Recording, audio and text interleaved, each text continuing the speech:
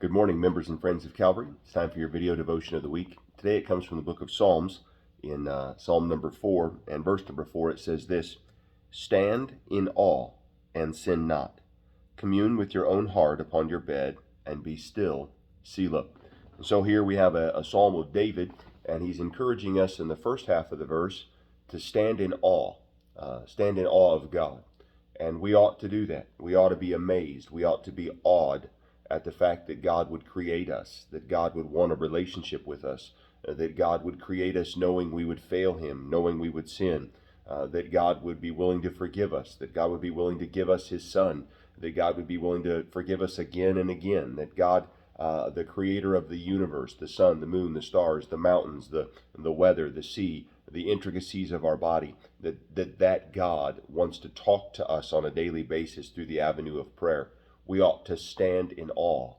Then the second part of the verse, he says, and sin not.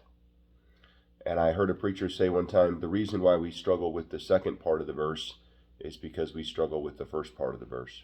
The reason why sinning is such a temptation, the reason why sinning is always prevalent, is because we are more in awe of ourself and the world than we are of God Himself. And then he says a follow-up statement: commune with your own heart upon your bed. If we'll just stop and think a little bit sometimes about the amazingness of God, the awesomeness of God, and His desire for a relationship with us, it will help us tremendously in combating sin and not sinning. Our flesh is always going to be there. The world is always going to be there. The devil is always going to be there.